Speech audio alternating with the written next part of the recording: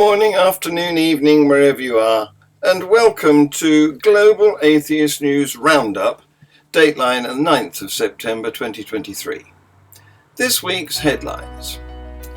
An Imam, who is head of education at a Birmingham school that has just been awarded a grant of £2.2 million, lectures on how to stone women to death. Islamist militants have attacked a riverboat in northeastern Mali, killing at least 49 civilians. A Christian GP overstepped the boundaries by praying with a patient, a tribunal rules. Bishop Michael Curry responds to complaints of free passes for accused bishops. Mexico decriminalizes abortion, extending the Latin American trend of widening access. A Chelmsford interfaith cricket tournament helps us to bond. A video of an imam lecturing an audience on how to stone a woman to death emerged on social media on Tuesday. The video is from Birmingham's Green Lane Masjid that recently received £2.2 million from the British government to support young people across Birmingham. In the video, Imam Sheikh Zakula Salim can be heard telling the audience that the woman should be buried waist deep in the ground before stoning.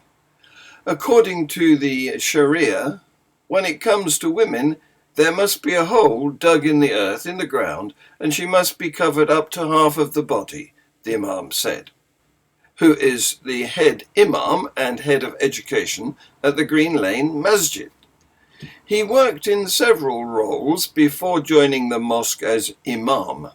According to his profile on the mosque's website, Zakaullah completed his master's in Islamic education from the Markfield Institute of Higher Education in Leicestershire.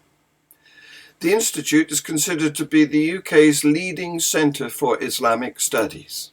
See this video.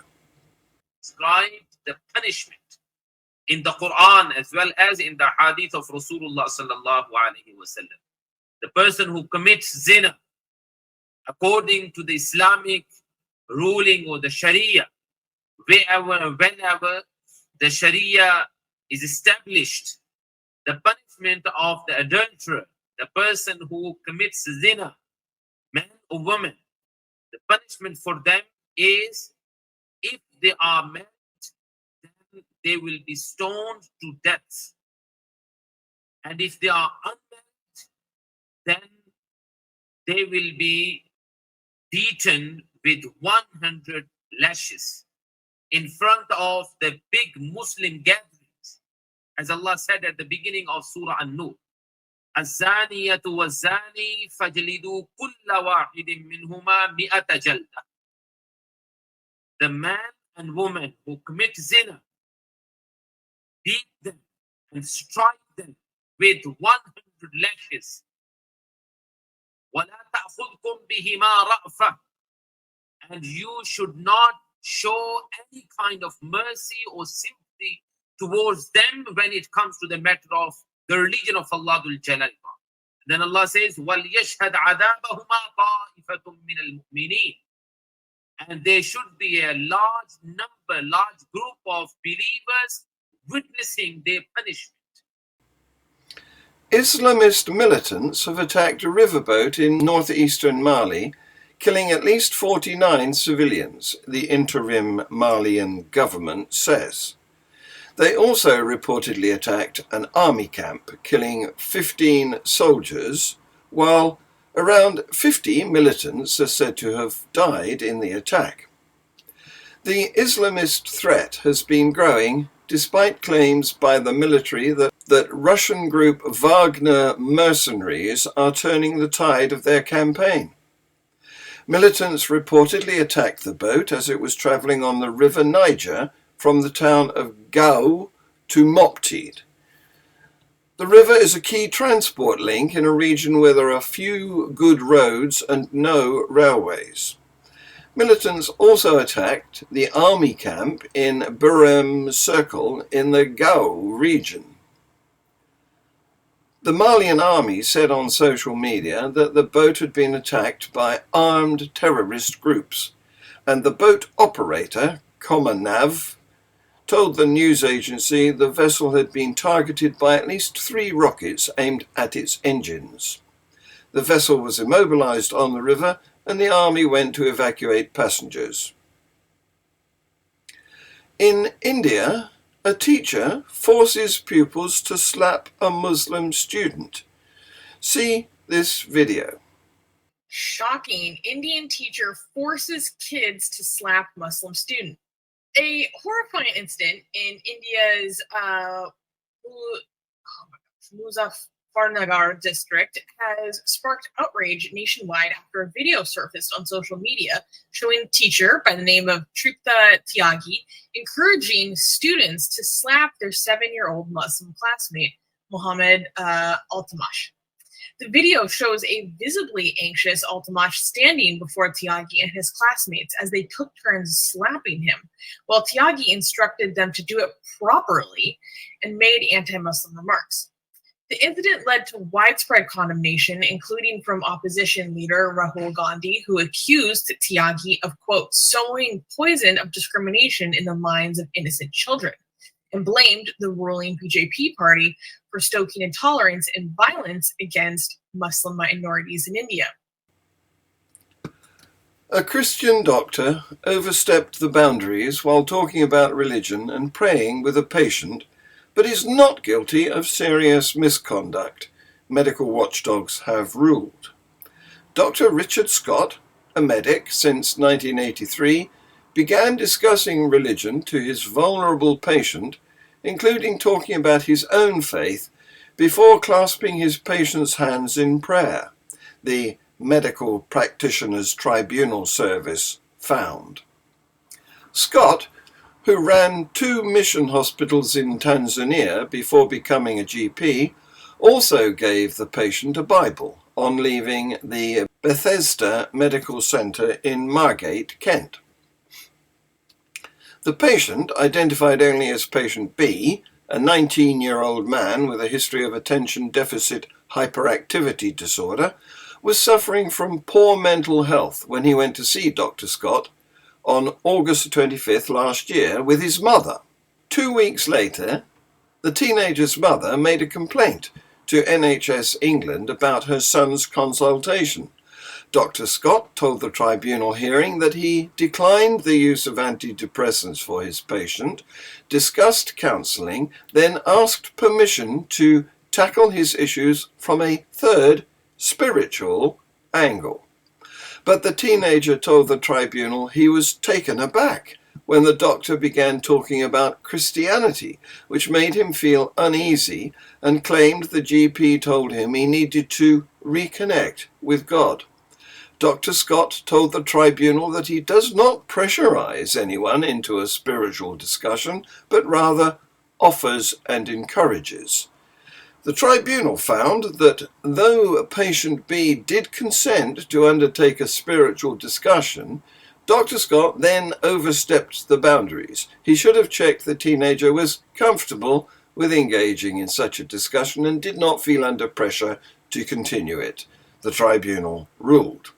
The MPTS concluded that Dr. Scott's conduct constituted misconduct, and the ruling continued, however, in the context of these events, it did not find that Dr. Scott's conduct could be considered deplorable or disgraceful.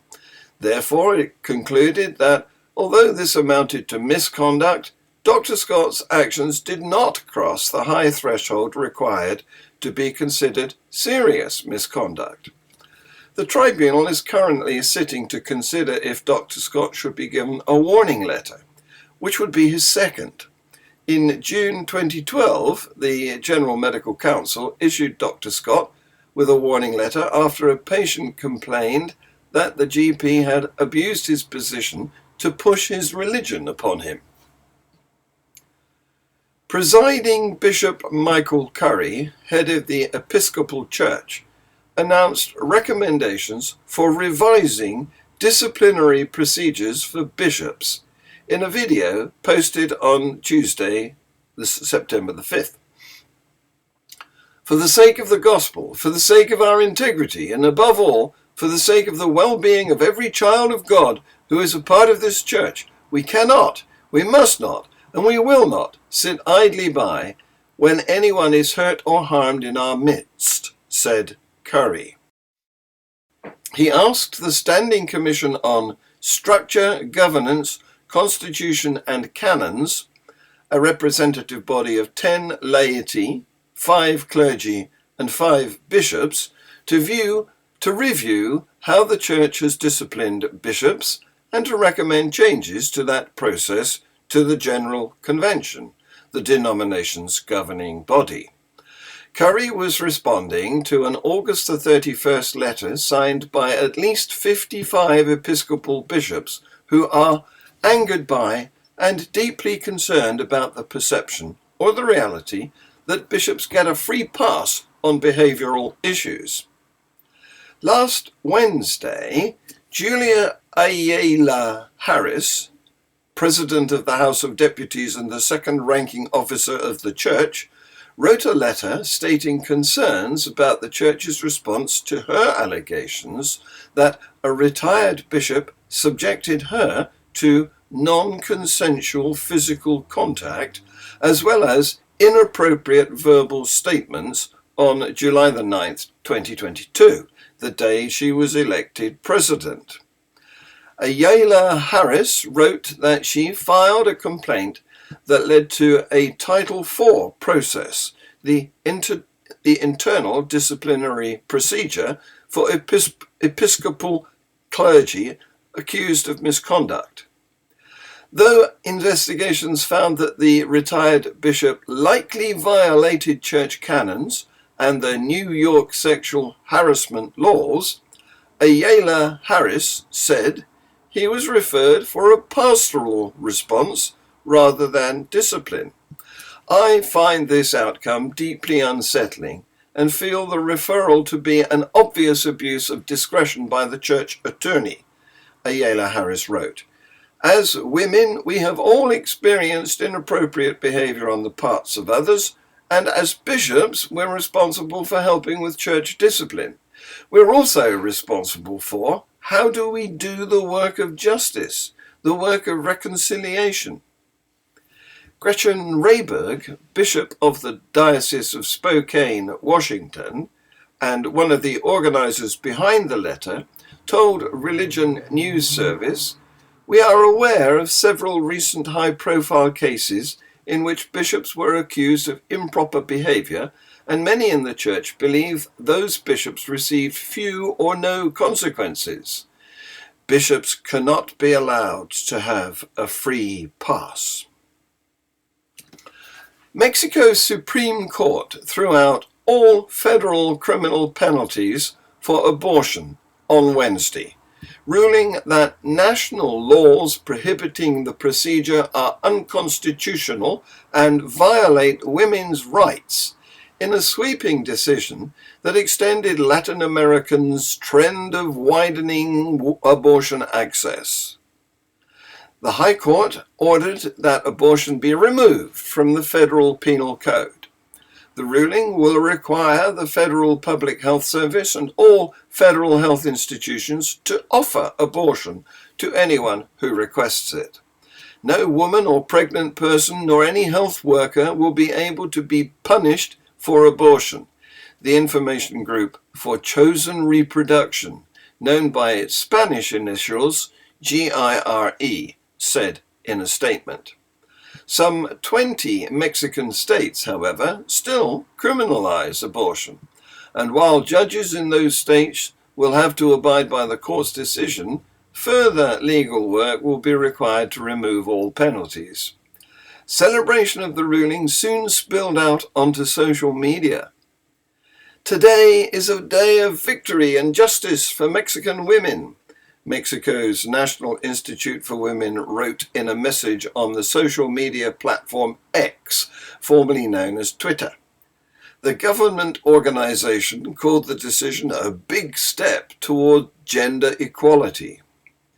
Senator Olga Sanchez Cordero, a former Supreme Court justice, applauded the ruling, saying that on X that it represented an advance towards a more just society in which the rights of all are respected.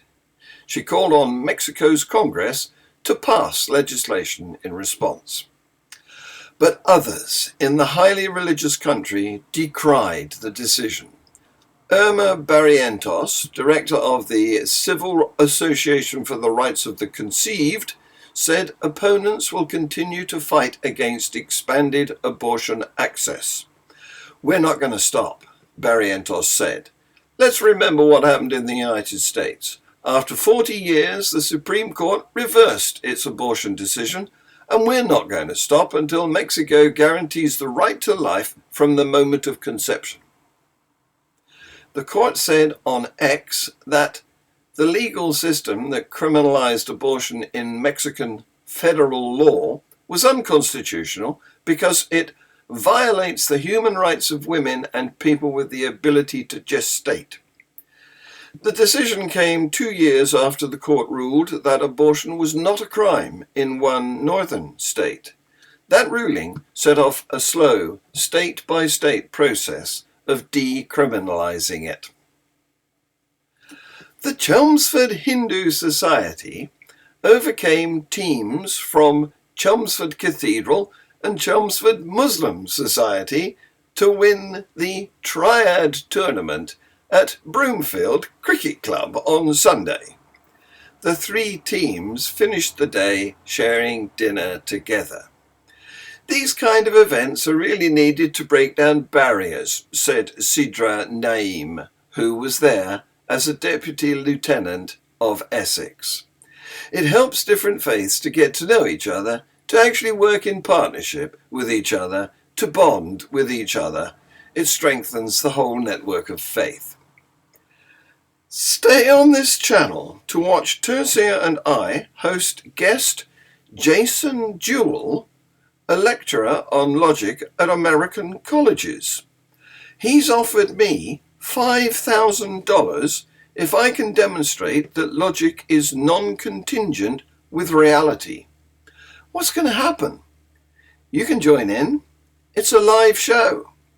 And don't forget to watch Views on the News, a show where our opinionated panel give their views on the items I've just reported on. This has been Global Atheist News. Please like, subscribe, and share. Thank you for watching.